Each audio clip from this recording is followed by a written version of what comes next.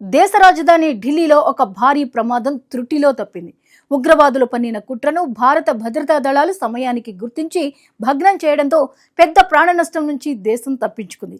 ఈ ఘటన దేశ అంతర్గత భద్రతా వ్యవస్థ ఎంత అప్రమత్తంగా పనిచేస్తోందో మరోసారి చూపించింది. ఈ కేసులో కీలక మలుపు తీసుకొచ్చింది ఒక అరెస్ట్.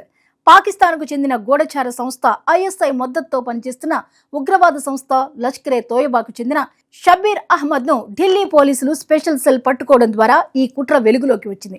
అతను మోస్ట్ వాంటెడ్ ఉగ్రవాదిగా గుర్తింపు పొందిన వ్యక్తి. దర్యాప్తులో బయటపడిన వివరాలు చూస్తే ఈ కుట్ర చాలా కాలంగా ప్రణాళికాబద్ధంగా సాగినట్లు తెలుస్తోంది. షబ్బీర్ అహ్మద్ లోన్ ప్రధానంగా బంగ్లాదేశ్ లో ఉండి అక్కడి నుంచి భారతదేశంలో కార్యకలాపాలను నిర్వహించేవాడు. స్లీపర్ సెల్స్ ను యాక్టివ్ చేయడం, స్థానిక సహాయకులను నియమించడం, దాడులకు అవసరమైన ప్రణాళికలు రూపొందించడం వంటి బాధ్యతలు అతని దగ్గరే ఉండేవి. భారత్లోకి అతని ప్రవేశం కూడా చాలా చాకచక్యంగా జరిగింది. ముందుగా బంగ్లాదేశ్ నుంచి నేపాల్ చేరుకుని అక్కడి నుంచి సరిహద్దుల గుండా గుట్టుచప్పుడు కాకుండా భారత్లోకి ప్రవేశించాడు. ఇది ఉగ్రవాదులు ఎలా కొత్త మార్గాలను ఉపయోగిస్తున్నారో తెలియజేస్తోంది. సరిహద్దు భద్రత ఎంత కఠినంగా ఉన్నా కొత్త పద్ధతులతో చొరబడే ప్రయత్నాలు కొనసాగుతూనే ఉన్నాయని ఇది సూచిస్తోంది. దాడి లక్ష్యంగా ఎంచుకున్న ప్రదేశాలు కూడా చాలా సున్నితమైనవి. ఢిల్లీలో అత్యంత రద్దీగా ఉండే కల్కాజీ మందిరం, అలాగే గౌరీ శంకర్ దేవాలయాలను టార్గెట్ చేశారు. ఈ దేవాలయాలు రోజు వేలాది మంది భక్తులతో కిటకిటలాడుతుంటాయి. అలాంటి ప్రదేశాల్లో దాడి జరిగి ఉంటే ప్రాణ నష్టం భారీగా ఉండేది. ఇది కేవలం ఒక దాడి మాత్రమే కాకుండా దేశంలో భయాందోళనలు సృష్టించే ప్రయత్నంగా కూడా భావించొచ్చు. పోలీసుల విచారణలో మరో కీలక విషయం బయటపడింది. ఈ దాడుల కోసం ముందుగానే రెక్కి నిర్వహించారు. అంటే ఆయా ప్రదేశాల్లో రద్దీ, భద్రతా ఏర్పాట్లు, ప్రవేశ ద్వారాలు వంటి అంశాలను జాగ్రత్తగా పరిశీలించారు. ఈ స్థాయి ప్రణాళిక చూస్తే ఇది చిన్న స్థాయి కుట్ర కాదని, పెద్ద స్థాయి ఆపరేషన్ అని స్పష్టమవుతోంది.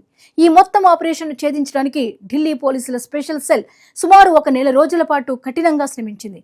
అనుమానాస్పద కదలికలను గమనించడం, సమాచారాన్ని విశ్లేషించడం, నిఘా వ్యవస్థలను వినియోగించడం ద్వారా చివరకు ఘాజీపూర్ ప్రాంతంలో షబ్బీర్ అహ్మద్ లోను పట్టుకున్నారు.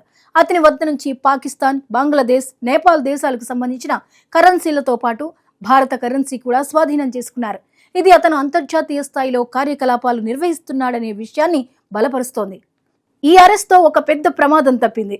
దేశ రాజధానిలో భారీ దాడికి అడ్డుకట్టబడింది. ఇది కేవలం ఒక విజయం మాత్రమే కాదు, భారత భద్రతా వ్యవస్థకు ఒక పెద్ద పరీక్ష కూడా. ఈ పరీక్షలో వారు సక్సెస్ అయ్యారు. దేశాన్ని ముష్కరుల బారి నుంచి కాపాడారు. ఇలాంటి సంఘటనలు మనకు ఒక ముఖ్యమైన విషయం గుర్తు చేస్తాయి. భద్రత అంటే కేవలం సరిహద్దుల వద్ద ఉండే సైనికుల బాధ్యత మాత్రమే కాదు. దేశంలో ప్రతి మూలలో అప్రమత్తంగా పనిచేసే నిఘా సంస్థలు, పోలీసులు, భద్రతా సిబ్బంది కలిసి పనిచేసినప్పుడు మాత్రమే ఇలాంటి ప్రమాదాలను ముందుగానే అరికట్టగలుగుతాం. మొత్తంగా చూస్తే ఢిల్లీలో తప్పిన ఈ పెనుముప్పు ఒక హెచ్చరికలా కూడా భావించాలి. ఉగ్రవాదం ఇంకా పూర్తిగా తగ్గిపోలేదు. కొత్త పద్ధతులు, కొత్త మార్గాలతో అది మళ్లీ తలెత్తే ప్రమాదం ఉంది. కానీ అదే సమయంలో మన భద్రతా వ్యవస్థలు కూడా మరింత శక్తివంతంగా, అప్రమత్తంగా మారుతున్నాయి అన్న నమ్మకం ఈ ఘటన ఇస్తోంది.